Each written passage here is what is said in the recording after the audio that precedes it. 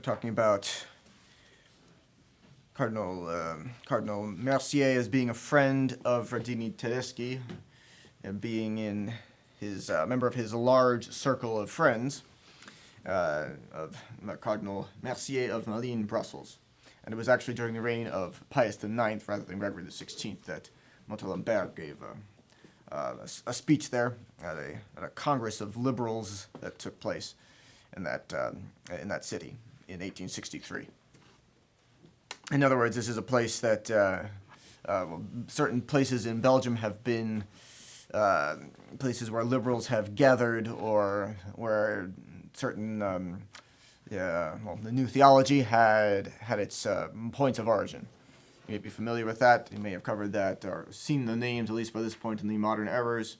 The theological part of Modern Errors, the names of Louvain and Le Sauchoir, two places where the new theology had its origins. Those who were all the major figures in it, many of them anyway, went through those places. And that's indeed where we just saw earlier, that's where Cardinal Mercier taught for almost a quarter of a century, almost 25 years before being appointed the primate of Belgium. So he appeared as an underground clearinghouse for all those who considered that mere condemnations were not the best response to modernism. So those who thought that we should be nice to them rather than hard on them. And as though St. Pius X himself had not tried to be kind and soft is not the right word, but had tried to bring them back as nicely as possible before seeing that yields nothing ultimately. So, but we'll see here that on the part of Cardinal Mercier, this was not simply a question of disagreement in method, but really a strong opposition to St. Pius X's methods, the course that he clearly deemed necessary. So what Cardinal Mercier thought of St. Pius X came through clearly in the following words, expressed on the occasion of the death of the Pope in a letter. This is 1915. That's not of course, St. Pius X died in 1914. That may be a typo, but in any case, he could have written it on the death of St. Pius X, but then published the letter the following year. In any case, he said these words in a pastoral letter concerning the death of St. Pius X. He spoke of wounded souls and of little human trifles to which his, St. Pius X, pontificate led. Of course, at the time, this was long before the canonization of St. Pius X, but actually you see that the canonization of St. Pius X, all things considered, happened rather soon after his death. Remember, we saw that it was over, the canonization of St. Pius V, we just heard about recently in the book that we're having read at table currently. And it said that he was canonized the following century. I have to check the dates again, but I seem to recall it says he was canonized within 150 years or so of his death, and that was considered fast. Well, St. Pius X was canonized by Pius XII well under a century. Well under a century. After, in fact, within, approximately within, well, definitely within half a century, but around 40 years after his death. That's very fast, all things considered. And that was just the end of the world in the minds of modernists who were still, quote-unquote, scarred by what had happened during the reign of St. Pius X to them and to their agenda. So Cardinal Mercier here talks about wounded souls. Oh, St. Pius X, he was so mean. He wounded souls who were just trying to be good. They were not. So the people who were taken down in the most spectacular ways during the reign of St. Pius X were no poor, misguided souls who were being smacked unjustly. Definitely not. We're talking about Alfred Loisy, who was ultimately excommunicated and reduced to the lay state for his pertinacious adherence to condemned errors. Right? That's if that's what Cardinal Mercier means by wounded souls, then he's badly mischaracterizing the situation. Badly. Also, little human trifles. So he was so mean. He made a fuss over little trifles and wounded people in the process. This Cardinal Mercier also denounced these improvised knights of orthodoxy, who think that to obey the Pope most humbly, it is necessary to defy the authority of the bishops. Pamphleteers or journalists without mandate, they excommunicated all those who did not pass with good grace under the codine forks of their integralism. That's a reference to a battle fought in Roman times. But obviously integralism is a clear reference to the program of St. Pius X, a clear reference to the stated program of the Sodalitium Pianum. You may remember that in the program of the Sodalitium Pianum, which we read last year, he declared that they are integral Catholics, which is true. It's a term that Benedict XV later objected to, saying that you're either a Catholic or you're not, ultimately. And therefore, I don't want to hear that used anymore. It is a term that perhaps might argue is unfortunate, integral Catholics or integralism. But what Cardinal Mercier is complaining about here, well, for one thing, it doesn't even make sense on the face of it. To obey the Pope, it is necessary to defy the authority of the bishops, as though there could be a contradiction between those two things. Obviously, we're talking about the hierarchy of the Church. All authority comes from God. The Pope is the highest authority in the Church. He who obeys the highest authority could not possibly be disobeying God himself if a lower authority wants to go against it. Everyone who is himself constituted an authority must obey those in higher authority. So it doesn't even make any sense.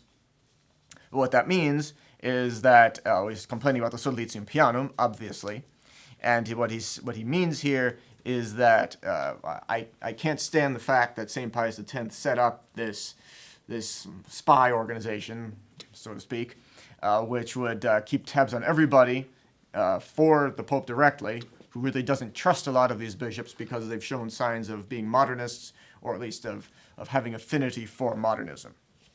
But he's complaining about that. He dislikes it, and in order to make that clear, he's presenting it as a negative as possible a thing as he can.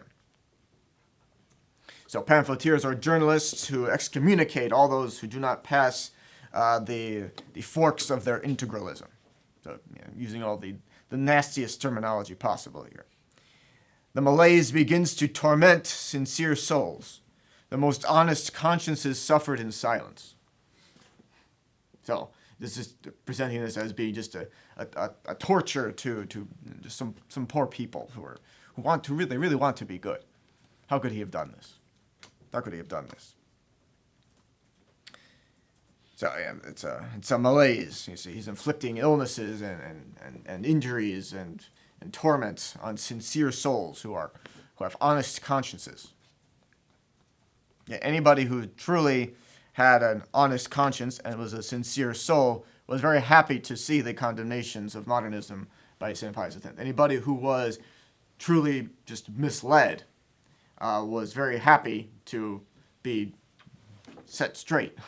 Somebody who is in good faith, but falls into error, but falls into it in good faith, is always very happy when that error is pointed out to him. That's what it is to be in good faith, to desire to find the truth, but perhaps to fall into error for some time unknowingly. That's what is always said. You can read that in authors who talk about the importance of devotion to Our Lady, that they who have a true devotion to Our Lady, who truly seek the truth, seek the truth of concerning divine revelation, who are devoted to Our Lady and seek her assistance in finding it, will, if they ever fall into error, will not remain in it for long. Again, if their devotion is true, if they are truly seeking the truth, if they are seeking to know divine revelation, which is in reality the Catholic faith, if they fall into any errors, it will not be for long. Because if they are truly devoted to Our Lady, they are in good faith. If they are in good faith, they will eventually be shown the truth, and when they see that, they will embrace it. All with the help of grace, of course. But anybody who is truly in good faith is very grateful to have any errors into which he may have fallen materially pointed out to him. And certainly the Church has never punished anyone, has never inflicted a censure on anyone who recants a heresy, for example, after being challenged on it. That there's a whole due process for that. Given anyone who is being put on trial for heresy is to be given multiple warnings, 2 warnings, before he is actually to be, before all of the rigors of the law, so to speak, are to be invoked against him. So, in other words, somebody who has pronounced some error is given ample opportunity to recant that. Ample. And the church, of course, only would ever inflict spiritual censures, which can have different purposes, but one of them is actually it's really medicinal, to bring back that person from his error. If nothing else works, then this punishment, for example, excommunication, will shock this person, perhaps, and wake him up to the fact that he's going astray. And that will be lifted once he sets himself straight. So this doesn't even make sense. After the death of St. Pius X, Cardinal Mercier, having gotten possession of the documents of the Sodalitium Pianum, extant in Belgium, made use of them to pressure the nuncio, Cicognani, in view of obtaining its dissolution in Rome, which St. Pius X's successor, Benedict XV, indeed brought about. At first, he stripped it of its powers, then he dissolved it altogether, but he never liked it. In fact, Della Chiesa was on a watch list, so to speak. Whether there was ever any written watch list discovered with his name on it is another question. But in a certain sense, he was definitely on their watch list. He was someone on whom they kept tabs. In fact, to the point that it is suspected that when he was sent to Bologna, that he was sent there in the case of, as we said before, of getting kicked upstairs. He was being gotten out of the way, technically promoted and made the bishop of that diocese, but really being shunted off to the side by being sent to that diocese, that particular diocese, instead of given a more prominent position. So technically being promoted and honored, but in reality being removed from the center of things. Promoviator ut amoriator, it is suspected. So, writing to the Secretary of State, Bishop Gaetano affirmed that His Eminence, Cardinal Mercier, vigorously disapproved of this system of denunciations and deplored that the Holy Father, Pius X, could sustain such a movement. So indeed, these modernists absolutely could not stand the fact that St. Pius X had these tabs on them, had these people watching them. And you notice that he's the only one, St. Pius X is the only pope that these modernists ever complain about. They didn't complain about Leo XIII. Again, there were no modernists until after the reign of Leo XIII, so that all that came into being at some point. All of the evil seeds had been planted, were definitely in place, have been dropped into the soil, so to speak, at the very latest during the reign of Pius IX. But there were no modernists, as we know them to be now, until after the reign of Leo XIII. So that in itself raises questions concerning Leo XIII's government of the church, certain questions, not concerning his orthodoxy, of course, as we've specified before, but the fact remains that before his reign, at the death of Pius IX, there were no modernists. Yeah, the feeders for modernism were in place, but there were no modernists. At the end of the reign of Leo XIII, there were. So when we look at how modernists view different popes, we have to start with looking at Leo XIII. They definitely never complained about Leo XIII. And they never complained about Benedict XV, certainly not. Who, remember, actually maintained and reiterated St. Pius X's condemnations of modernism, but did not continue enforcing them. And he got rid of the Sodalitium Pianum, quite the opposite of continuing St. Pius X's enforcement policies. He got rid of them entirely. First, just deprived it of any kind of effectiveness, and then suppressed altogether. But they never complained about Benedict XV. They never complained about Pius XI. They never complained, certainly, about Pius XII. Never. Yeah, they did not like the fact that Pius XII canonized St. Pius X, that's for sure. That was, remember, the canonization of St. Pius X was not, as is always the case, not only declared that he was in fact in heaven, he is in fact in heaven enjoying the beatific vision, but also, remember, in general, canonization of a saint also includes a declaration on the part of the church that this person's life is a pattern of sanctity. And if you imitate this pattern as well, you too will go to heaven just as he has. So that was, in a way, and this is, all of this right here is what comes to mind. St. Pius did many things in his reign. He dealt with modernism, most certainly, but he also, remember, changed the rules on the minimum age for First Holy Communion, on the frequent, even daily reception of Holy Communion. He brought about certain reforms of the sacred liturgy. Yeah, in fact, the missal and the breviary that we use are known as the St. Pius X missal and the St. Pius X breviary. It's not to say that it stopped with him, that there are feasts added by subsequent popes, which of course we observe, saints whose canonizations we observe and whose additions to the calendar we observe since St. Pius X. But he was the one who brought about really brought the missal and the breviary to the form that we use. So St. Pius X clearly did many different things during his reign, but easily the first thing that comes to mind is his way of dealing with modernism.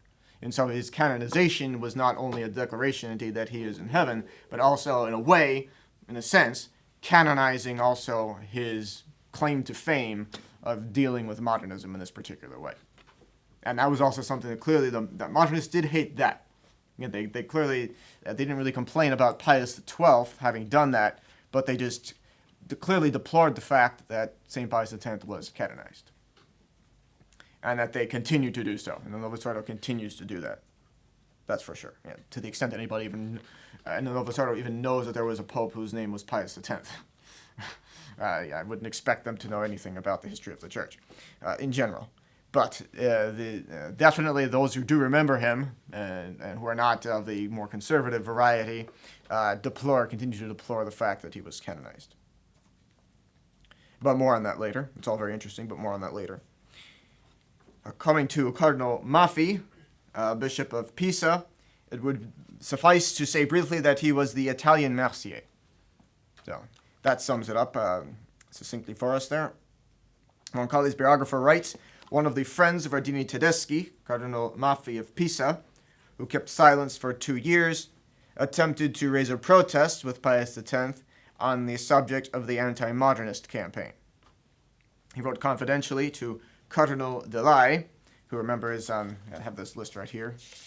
I'm going to reformat it and send it to you in a cleaner copy, but it says on here, "Anu," someone who's with us, very much in favor of the Sodalitium. So he's writing to a cardinal who he knows is very much involved in the efforts of St. Pius. And not only is he not on any watch list, and he's on the list of cardinals, but he's not under any suspicion of modernism, that's for sure. Cardinal Mercier, or Cardinal Maffei, rather, in this case, writes to Cardinal Delay on July 31st, 1912, towards the end of the reign of St. Pius X, saying, "They," meaning the press of the right, "deplore that the Pope is not loved and obeyed, that fervor is declining, and that pilgrimages are less frequented, etc., but the responsible ones are those who seek to impose love by means or by blows of a stick, who have only distrust for sincere enthusiasms which they suspect as an imposture, that they attribute to themselves a monopoly on orthodoxy, etc." Yeah, which makes no sense. To enforce the will of the Pope against error is not to claim a monopoly on orthodoxy. That's really just a way of throwing a temper tantrum, saying things like that. There's no. What is the basis for that? What is the basis for saying that they have a monopoly on orthodoxy? That's just a way of complaining. So that's really all he's doing here. Impose love by blows of a stick. Yeah, have they read Pascendi, in which St. Pius X says we've tried to be nice, and it hasn't worked. So the only thing left to us is hard enforcement at this point. Hard condemnations and enforcement. Of course, anybody who would repent of his errors would be received with all of the clemency that the church could offer, of course, as always. But clearly that was already offered and was not accepted. So talking about imposing love by blows of a stick, it's come to the point that fending off the enemies by the weapons to which we must unfortunately must make use. But again, talking about sincere enthusiasms which they suspect as an imposture, modernism is not sincere, and it's more than a suspicion that it's problematic. So, but also attributing to themselves a monopoly on orthodoxy doesn't make any sense. So another time, Cardinal Mary del Val replied curtly enough to Cardinal Maffei, who was praising Pius X. He said, "It is well to acclaim the Holy Father, but it would be better to obey him, at least more or less." So, in other words, Cardinal Mary del Val, remember, St. Pius X, Secretary of State, very definitely in favor. Cardinal Maffei at one point, sometime, apparently had something nice to say about St. Pius X, but Cardinal Mary del Val's reply is, okay, nice, it's okay, it's good that you're saying something nice about him, but obey him too, why don't you? In essence. So, all of this to show us who the friends of Radini Tedeschi are. It is not surprising that, if these were his friends, that his biographer, Don Angelo Giuseppe Roncalli, should have written, progressively, after several incidents, Radini Tedeschi came to suspect that he no longer enjoyed, with the Pope, the esteem of which he had been the object during the past years. He feared from that time that Rome put more faith in the reports of the informers than in his own, in what concerned the state and the true conditions of his diocese. Oh, that makes sense, given who his friends are, and that there's clearly the scent of modernism has been picked up in his diocese, in the Diocese of Bergamo, which we'll see. We'll see the extent to which it was not only detected, but also investigated. But when that's the case, no, when the bishop is very clearly, a bishop of a diocese is very clearly part of the problems of the diocese, no, he's not going to be accepted effectively as a witness in his own case. Of course, he would testify in his own favor. Oh, no, Holy Father, everything's fine here. Don't worry about it. No modernism. No, nothing to see here. Nothing to see here. No. When the Holy Father doesn't trust that, he might send in people whom he actually does trust to assess the situation. And clearly, yes, he put no stock by whatever Radini Tedeschi may have had to say about the state of affairs in his own diocese. And for good reason. But you see here, Radini Tedeschi is all either offended or at least concerned that I'm not trusted. Now, that's true, he's not, as he ought not to be. So, Roncalli alluded to the 2 apostolic visitations that scoured the seminary of Bergamo, and we'll see more about some of that later. And the others of Lombardy in 1908 and 1911, visits which were accompanied by the removal of philomodernist professors. So philomodernist, people who love modernists. As you see that sometimes, that term, that prefix, or as sometimes a suffix, philo, added to something coming from the Greek word to love, or for love, somebody who loves something. Whether he is actually belongs in the category himself, maybe not, but definitely has a liking for it. So someone who's known as, in fact, we saw that term, I may have put it in the notes, but certainly I read it, references to Pacelli, prior to his election, as being a Germanophile, someone who likes Germans. Or you might see somebody referred to as a Francophile, somebody who likes the French, or French things, or whatever.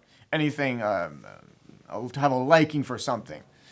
That prefix, or it's being used here as a prefix, usually you see it as a suffix. In this case, it really works as a prefix. That indicates a liking for something. So they came through and decided to remove modern philosophers, professors who, whether they were modernists themselves or not, it could be difficult to say. Again, certain modernists had a way of being slippery. As we'll see, Roncalli himself was very slippery. Difficult to get a hold of, difficult to pin down as being somebody who was definitely in that camp. Some of them had a certain shrewdness, and Roncalli certainly had a shrewdness to him. So it can be a little bit difficult to say sometimes whether they actually ought to be classified as modernists, but it's enough just to have shown a certain liking for it. If you show a liking for it, you're out. So that's there are certain Philomodernists, modernist lovers, modernist-loving professors, modernism-loving professors, were removed on the occasions of those apostolic visitations, all within just a few years of each other.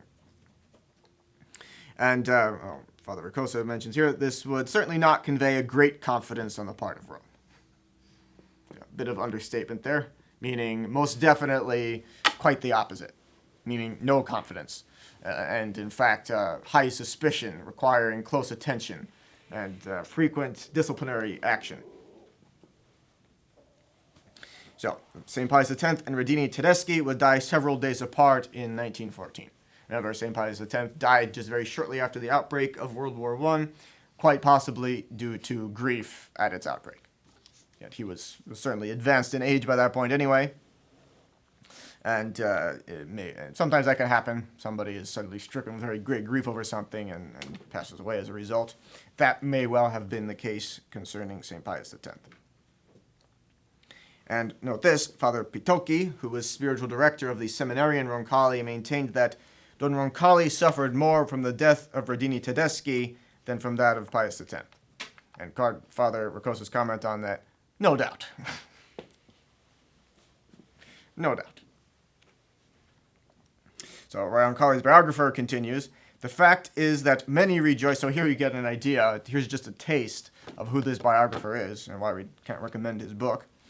The fact is that many rejoiced to see a pontificate end which had turned out to be disastrous for the intellectual life in the church.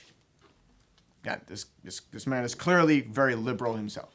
And that is always the way that liberals react to their own to themselves being censured or censored, which is that you're limiting us in some way. You're stunting our development. You're not allowing us really to think whatever we want with their liberalism. And sometimes the answer to that is, well, no, you shouldn't be allowed to do that. You shouldn't be allowed to think or adhere to the truth. You should only be allowed to, not to say that error may never be considered for the purpose of doing away with it, of refuting it, but you're not allowed to develop erroneous systems. Definitely not. So this is clearly, he sees this Roncalli's biographer is very sympathetic to Roncalli during this terrible period of suffering that he underwent during the reign of St. Pius X. And we'll go into that a little bit more later. But this he was made use of rather deceitful means to cover up the fact that he was using modernist textbooks in his church history courses. Roncalli did. And went along with things, at least appeared to submit to St. Pius X because he said, oh, well, you have to be with the Pope. This is just what you have to do to survive in this situation. Never mind the fact that it's insincere. You have to be with the Pope. So, Roncalli's biographer again, to a senator who was astonished by the impressive crowds of the faithful who had come to render a last homage to the remains of Pius X, which reposed with great pomp at St. Peter's Basilica, Cardinal Ferrari concluded, yes, in other words, responding to the fact that the senator was admiring the crowds, said, yes, a lot of people have reverence for him, but he will have to render an account before God for the way in which he disappointed his bishops when they were attacked. So coming here to another character, Cardinal Ferrari, who was really St. Pius X's nemesis in many ways. Father Ricosa comments on this. This, sarcastically, says, this nice epitaph before the dead body of Pius X reveals a considerably less saintly side of Cardinal Ferrari, whom Karol Wojtyła invalidly proclaimed blessed in May 1987. So, as Father Ricosa wrote in 1987, it was more a question of the decanonization of St. Pius X than of the beatification of Ferrari. So they would not say even JP2, as Karol Wojtyła, as John Paul II, even he would not say we are decanonizing St. Pius X. That would be a little too obvious. Instead of doing that, we'll just canonize instead, or at least beatify I'm not sure. I'd have to look into it to see whether the Novus Ordo ever canonized Ferrari. They may well have. But again, it's probably nobody in the Novus Ordo who even knows who that was. It's the Ferrari, though. That's a car, which is actually true. He was related. It is the same family that builds the car that is related to them. That is the same name, definitely. It's not a coincidence. But anybody who's ever even heard of Cardinal Ferrari probably knows nothing about him. But that's a clear gesture, way of going against St. Pius X. This is the Novus Ordo response in a way to the canonization of St. Pius X. So these two things clearly, as Father Ricoso points out, are indeed correlative. Roncalli's biographer says Ferrari had been archbishop since 1884, so for a while at this point. Properly speaking, he was not Roncalli's spiritual director, but Angelo consulted him on important decisions. Ferrari was not a modernist in the manner of VII, but he was a conciliarist in Italian politics, under the influence, notably, of Antonio Rosmini. Remember, we mentioned Alfred VII a bit earlier. We saw him last year, and we studied the reign of St. Pius X, but he who was excommunicated and reduced to the lay state and died outside the church. So Rosmini's work, The Five Wounds of the Church, at first put on the index, was the breviary of liberal Italian Catholicism. So put that in quotes, liberal Catholicism. You may remember we heard that last year, a section from Cardinal Bio's De Ecclesia. It was probably an appendix of that work. In any case, included under the same binding as his De Ecclesia, but not exactly talking about ecclesiology. He talks about the different forms of liberalism. It was an excellent summary of all the different types of liberalism. But he says at a certain point, Cardinal Bio, in talking about that, he says there's one final, he enumerates all the different forms of modernism or of liberalism until he gets to the final one, and he says there's one final form of liberalism that's just really so absurd that it completely defies all description, and that's liberal Catholicism, or Catholic liberalism, however he put it.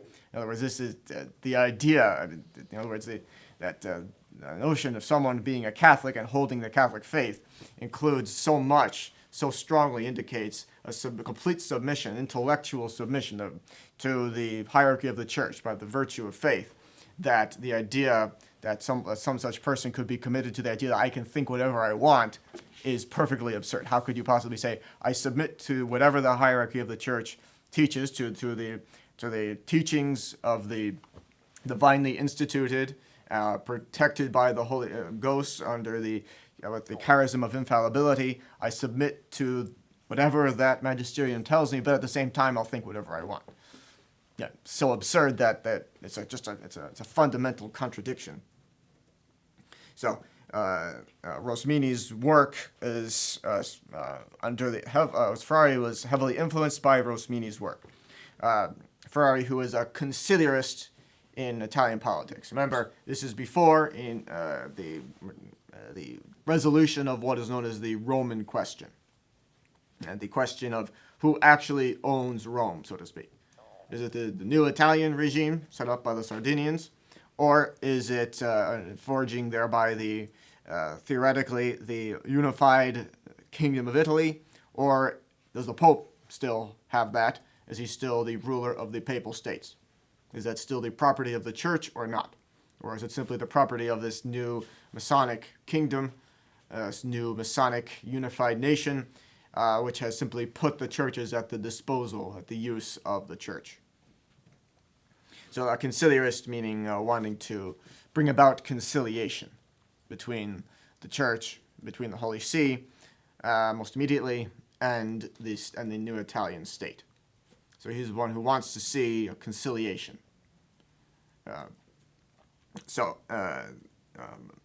Meaning that he's not on the side of the popes, even Leo XIII, as liberal as he could be in certain ways in the practical order, always insisted on the restoration of the papal states. There was always that idea. So certainly he was not the one to give it up. And remember, it was only in the 1930s, or 1920s rather, that the Lateran Accords under Pius XI were finally concluded with Mussolini. We saw all of that before. But it was not until then, not until the 1920s, that happened. So to be a conciliarist long before that is really to take the side of the Italian state in the Roman question. Because the position of the church was always that, no, we're not going to concede anything to this, to these trespassers, as that's all we see them as being. We're not going to have any conciliation with them. They're going to give us back our property, and that will be that. Very easy solution to this. Very easy answer to the question. Just give us everything back. And Pius XI, by that time, it was clear that was not going to happen. There was no way to get that ever to happen, so they came to an agreement. But before then, was to be a conciliarist was, at the very least, to be very liberal. Perhaps not to say it's a good thing, taking the state. Perhaps, as I said before, to take the side of the state might be a bit too strong. But certainly it was a sign of being in something less than full agreement with the clearly stated position of the Holy See on the Roman question. So the hostility of Cardinal Ferrari for St. Pius X was that of someone under surveillance in front of his inquisitor. So you can see why he would have such an animosity towards him. He sees himself as being interrogated as though he were suspect of heresy. So the two apostolic visitations to the Lombardy Seminary were aimed above all at Ferrari, who called them apostolic vexations. And all of that falls under into his territory. These visitations in which these modernism-loving professors were removed.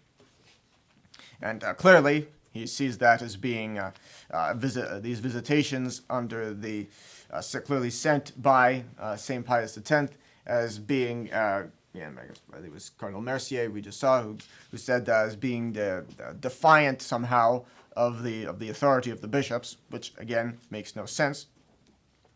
He sees that as being some kind of infringement, or kind of stepping on his own toes, clearly. Now, to the point of mockingly calling those apostolic vexations instead of visitations. Apostolic visitations, those are things that are done all the time. That the Pope should inspect his seminaries makes perfect sense. And you'd only call it a vexation if it does indeed bother you to some degree. And visitations are a perfectly normal thing. And there were popes who set up, I think it was Leo XII, as I recall, who set up a special congregation of the visitation in Rome. The purpose being just to go around and visit all of the churches in Rome to make sure that they were in good condition. Make sure that they were not only structurally sound, but also clean and tastefully decorated and so on and so forth, because there was a real problem with that at the time. So that was in the 19th century, early 19th century. So that to have a pope inspecting things is not abnormal. It is not abnormal. The pope is no constitutional monarch. The church is very monarchical in certain ways. And one of those is that the Pope has, of course, by divine institution, it's not something that the church can change. The Pope has the plenitude of jurisdiction everywhere, and as necessary, can intervene. That is by a divine institution. It's not something that anybody can change. A nation can, to a degree, determine its own form of government and who should rule it. It is not to say that anybody's ever entitled to revolution against an already legitimately constituted government. But it's different in the case of the church, that there is only one possible form of government for the church, which is the one that it has. It's ultimately very monarchical, even though it has other elements. It has a certain aristocracy, of course. You have high levels of dignitaries within the church. Of course, you have all of the residential bishops, all of that forming a kind of aristocracy. But there is also, in fact, in a sense, very much a democratic element to the church, in as much as anybody, in theory, can move up through the ranks. So that one of these Pope Sixtus V, I believe it was, we saw in the reading recently, was a shepherd. He rose up through the ranks from being a peasant shepherd to being the Pope. rising up to the very highest level of authority in the church. Or St. Pius V, another one. He was taken off of his parents' farm by some Dominicans who were just passing through. Ends up becoming Pope ultimately. St. Pius X also, a farm boy who clearly never wanted to be anything more than a parish priest, who ends up becoming Pope. Rising up through the ranks, through all of them. In fact, we have on the second floor some illustrations of the quarters of what's Cardinal Sarto's, the Patriarch of Venice. So he really rose up through the ranks, all starting from the lowest levels. The lowest levels, certainly, of human society. And in fact, that's actually, we're not going into everything that all of these authors have to say, complaining about St. Pius X. But one of the complaints against him was that he had a very low, very much a peasant sense of humor, and that he would say derogatory things about Cardinal Ferrari, which were just really mean, things like that. There was there was nothing for which they would not go after St. Pius X. Again, even the author of Roncalli's biography, who writes long after the canonization of St. Pius X, obviously many decades later, still only refers to him as Pius X, dropping the saint title. And something, we'll get to that eventually, but the fact that, we'll see the quote, in which Roncalli himself clearly manifested a serious distaste for the fact that St. Pius X was ever canonized. That his first reaction, remember, was, he's no saint. First reaction. First reaction says a lot, always. Anybody's first reaction. It's one thing to react to something in a particular way, and then after that, to curb it somehow. Someone's first reaction is always very telling. First impulses say a great deal about somebody. And his first impulse was to not just to think, but to say he is no saint. When it was just the name of St. Pius X was brought up. He's no saint. First impulse. Which he later pulled it back. But first impulse. That's very strong.